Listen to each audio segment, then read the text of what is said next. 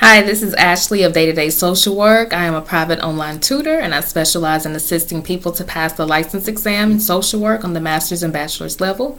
You can find me online at daytodaysocialwork.wix.com/my site, and you can also find me on YouTube at Day-to-Day Social Work. This video will be about the McKinney Vento Act and homelessness and unaccompanied youth and that kind of thing. So lately the trend has been that on the exam there's been a lot of school social work and social welfare and that kind of thing on these last rounds of exams. So I wanted to do a video just to talk about homelessness, and as that's of course a big part of school social work, and the McKinney Vento Act is also something that is used inside the schools very widely. So I wanted to talk about that. I will put the links to the sources that I'm getting information from in the description box, so you can take a look. I'm not going to read all this stuff word for word because it's so much information. I've just been looking through for like the last hour and a half just to make sure I give you quality information. I am familiar with the McKinney Vento Act. I had dealings with it in my position where I work with families in transitional housing, and even here recently in my position as a ambulatory care manager working with a pediatric patient. So I am familiar with it, but I want to give you exact information. This is a federal act, and if I'm not mistaken, the different states might have different tweaks to it, but just general information. So again, this is not the end-all be-all. Of course, you do your own research and make sure anytime anybody tells you anything, of course, make sure you do your own research. And that's why I do the research, because I don't want to just get on here giving inaccurate information if I can help it. You know, I'm never going to purposely give you inaccurate information. So if I say anything here today that you know to be outdated, you can send me an email or leave it in the comment section, and we can get that corrected. So, but again, I've done research and I'm giving you the most accurate information and the most up-to-date information that I could find, because these laws and acts and all that kind of stuff, they change with each fiscal year, and they also change with the administration every 4 years or 8 years or however long. So just make sure that you are getting the most up-to-date and accurate information by doing your own independent research as well.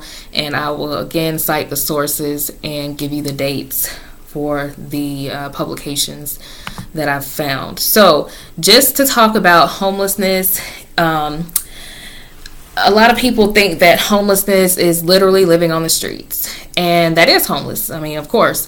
So if someone is sleeping under a bridge or on a sidewalk, or just wherever they can get to lie their heads down, then that is homeless. But also there are other definitions of homelessness according to HUD. HUD is the Housing and Urban Development for the United States, and that's where we get all of our housing programs: affordable housing, Section 8, housing choice vouchers, income-based housing, income-restricted housing, and there are definitions for all of those, and they are different and confusing. Very confusing. So all of that information changes frequently. But what I'm looking at here is a policy from July 2016. So it's not, it should still be up to date. But again, we are in 2018. I tried so hard to find something with 2018 on it, but I could not find anything. This is the most up-to-date thing that I found, but I'm pretty sure it's still up to date. I don't think any major changes have happened with this act. But again, I could be wrong, so do your own independent research. Now, so who's considered homeless? Homeless, it says under the McKinney Vento Act, the term homeless children and youths mean individuals who lack a fixed, regular, and adequate nighttime residence, and includes children and youth who are sharing the housing of others due to the loss of housing, economic hardship, or similar reason, are living in motels, hotels, trailer parks, or camping grounds due to the lack of alternative adequate accommodations, are living in emergency or transitional shelters, or are abandoned in hospitals. So let's try to break that down a little bit. So those children who are sharing housing, that means if you are doubled up, so you could be housed. I have an apartment here, and if my best friend got evicted from her apartment and she came to live here with me for 3 months or whatever, she would be sharing housing but still would be homeless.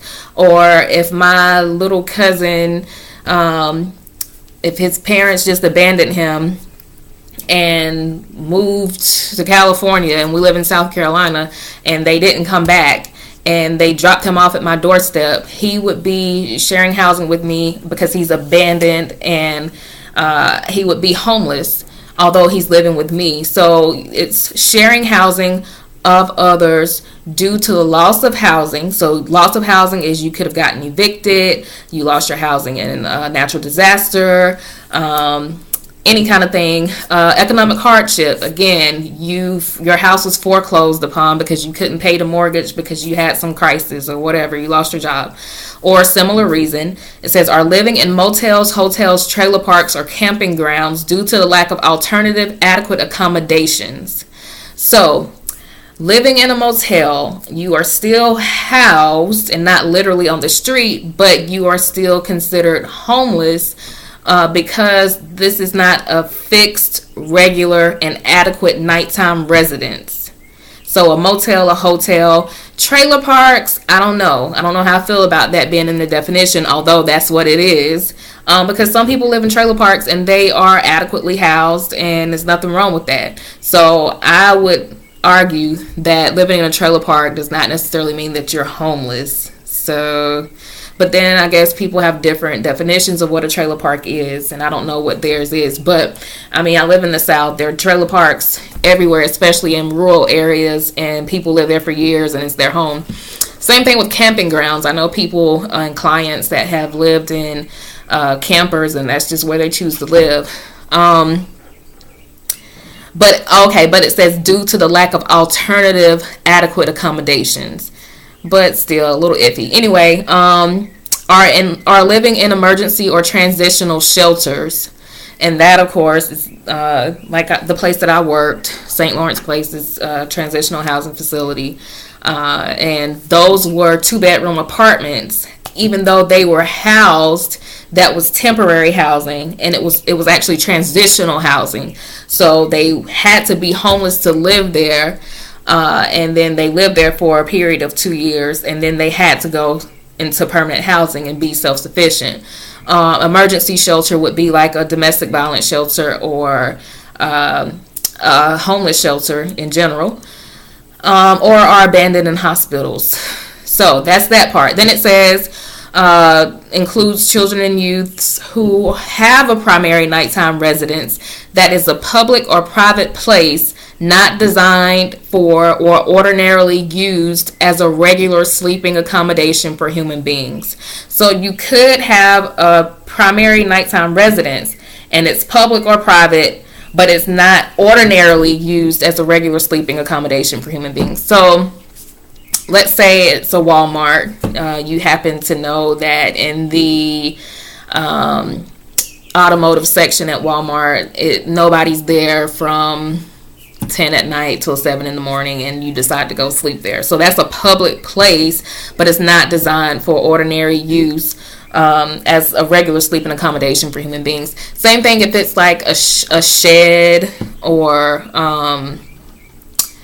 that could be a private place, a shed, what's another private place? A college building on a campus or something like that. So you get the drift.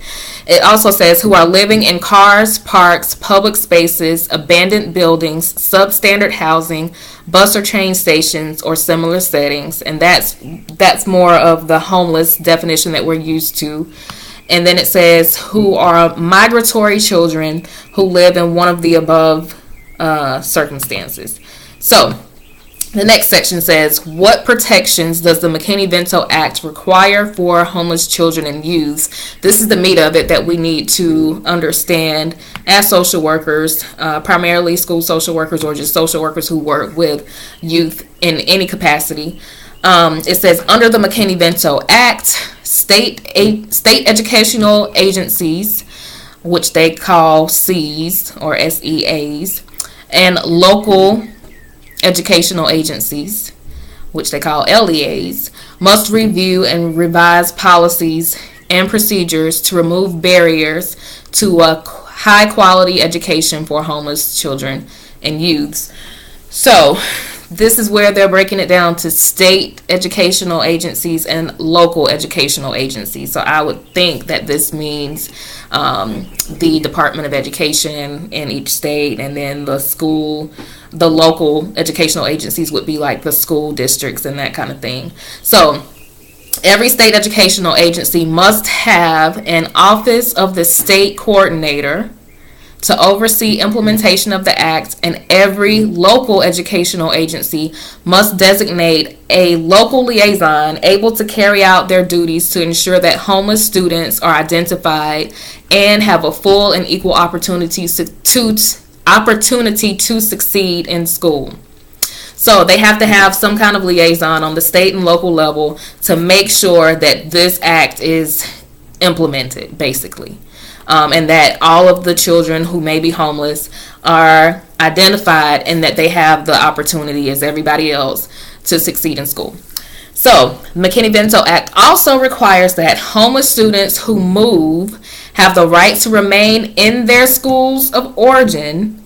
Example is the schools the student attended when primarily housed or in which the student was last enrolled, which includes preschools, if that is in the student's best interest. So this is the part that I'm used to. So when I worked at the transitional housing facility, again, these were families that were homeless. So they came from either being evicted from somewhere or kicked out of somewhere or whatever the situation was. And they were now homeless, maybe living with family. Some of them were literally living in their cars.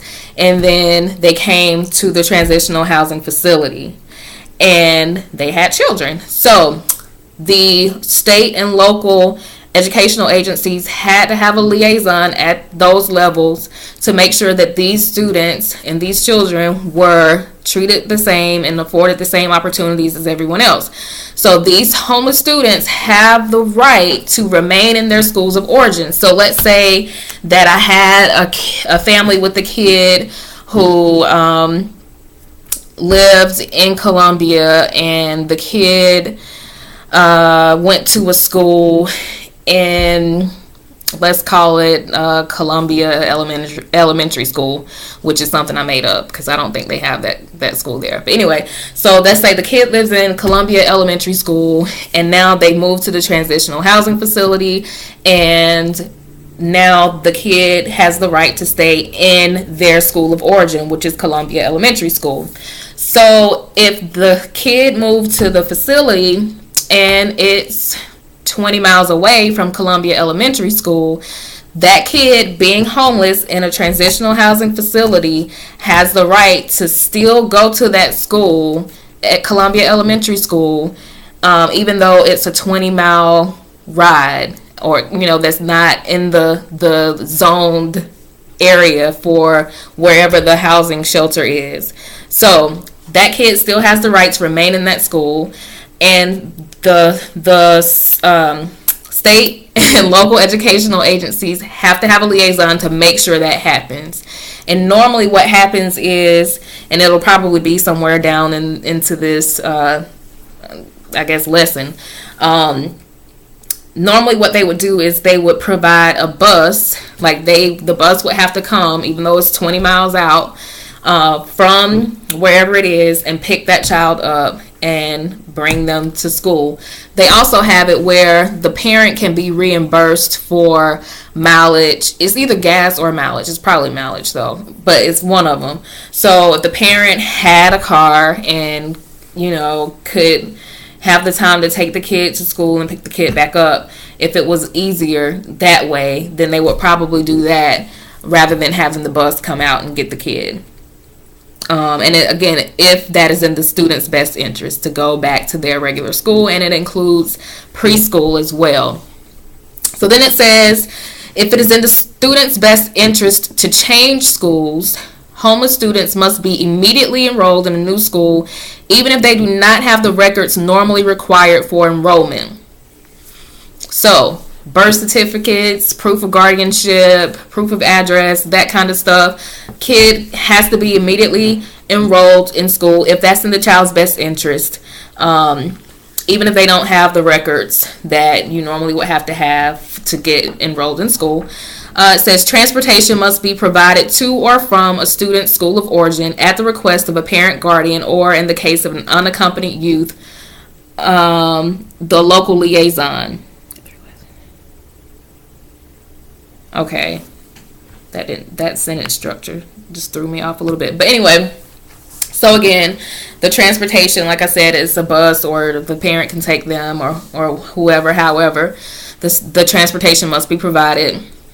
And then also I want to talk also too about how with the child being able to stay in their school of origin, if everything is still the same. It was where if a child is going from, most schools are like kindergarten to 5th grade for elementary, and then 6th to 8th grade for middle school, and then 9th to 12th grade for high school. So if the kid is in 4th grade going to 5th grade, they could stay at that school of origin. But if the kid is going from 5th grade to 6th grade, the kid can't then say, hey, I want to go to 6th grade at Columbia Middle School because I went to Columbia Elementary School. No, now the kid has to go to whatever the middle school is, wherever the transitional housing facility is that they move to. So you can't switch from elementary school to middle school, or from middle school to high school.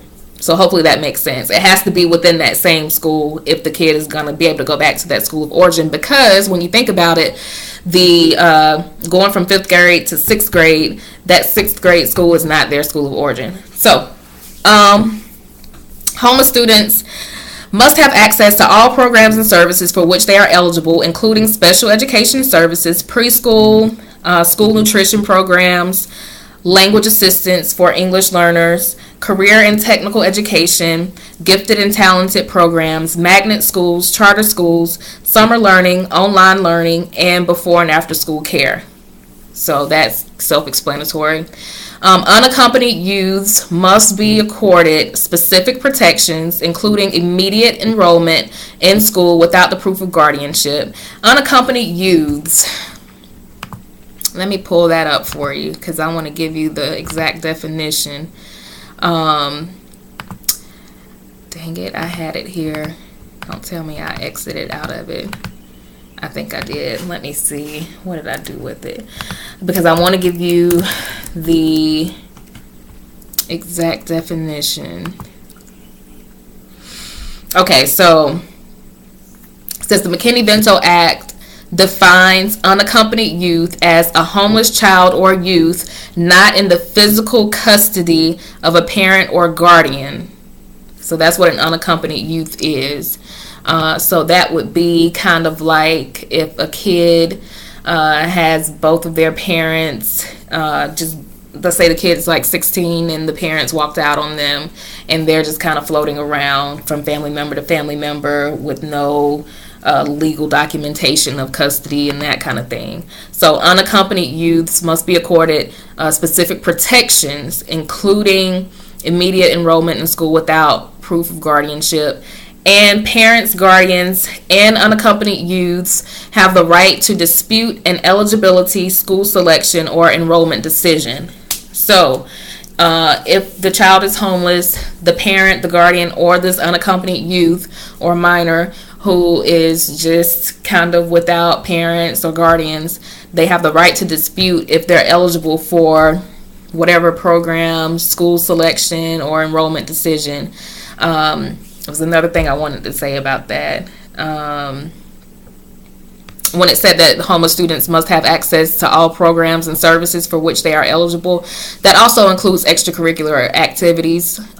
So again, things might have changed since I had dealings with this act last, but I think there was a provision in South Carolina, again, I'm talking specifically about my state, so where the school or this act would also provide like uniforms for cheerleading or materials and gear for like sports and that kind of thing. I could be wrong because things have changed again since I last was there in 2015. But anyway, so that is what's on this little fact sheet from the Department of Education, United States Department of Education, from July 2016. I'll put this link to that fact sheet in the description box. And then also I found another thing that gives a little bit more detail. I'm not going to read all that to you. Let's just see if I can point anything out that didn't come from this last one that we just read. Students can continue attending their school of origin the entire time they are homeless and until the end of any academic year into which they move into permanent housing. Students may also choose to enroll in any public school that students living in the same attendance area are eligible to attend. So if you don't have to go to the school that you're zoned for, if the other kids at the school who are not homeless have a choice to select schools that they aren't necessarily zoned for, then the student who is homeless may also have that right to select a school that they're not zoned for. This goes into a lot more detail about the responsibilities of the state educational agency and the local educational agencies. Let's see. If a student is sent to a school other than the school of origin or the school requested by the parent or guardian, the local educational agency must provide the parent or guardian with a written explanation of its decision and the right to appeal. Transportation, dispute resolution. Every state must establish procedures to resolve disputes regarding the educational placement of homeless students promptly. So every state must establish procedures to resolve disputes regarding the educational placements of homeless students promptly. Okay. Whenever a dispute arises, the student must be admitted immediately to the requested school while this dispute is being resolved. Okay, so even if there is a dispute, let's say that for some reason the administration doesn't want the kid to attend the school, and so I guess you would file for a resolution of a dispute resolution, but the kid still can go to that school until the situation is resolved, and then they may or may not be able to stay. Let's see what else. So it's a lot of stuff. I mean, but that's really the basics. And then again, this one has stuff that's specific to the local liaisons and the state liaisons. Segregation. Homelessness alone is not sufficient reason to separate students from the mainstream school environment. So if you have a student who is homeless, if they don't have an actual reason for not going to school, they have to go. So homelessness is not an excuse to not attend school, is basically what they're saying on this. So I won't go on and on and on, but again, I will put the links to these here things that I've been reading from in the description box so that you can, just ponder on it and turn your focus towards school social work and being more familiar with school social work and what goes on with that. All right. So until next video, I'll see you all later. Please like, subscribe, share the channel with your friends, and I will be making more videos in the coming days, hopefully. I have a lot of content that I've just started to buy and look through, and I want to do a video on assessments. I'm back to having my old list of things that I want to talk about so I can make some more content videos. Another big thing on the exam is community stuff, and so I'm going to make a quick video on that next, just to give you something more.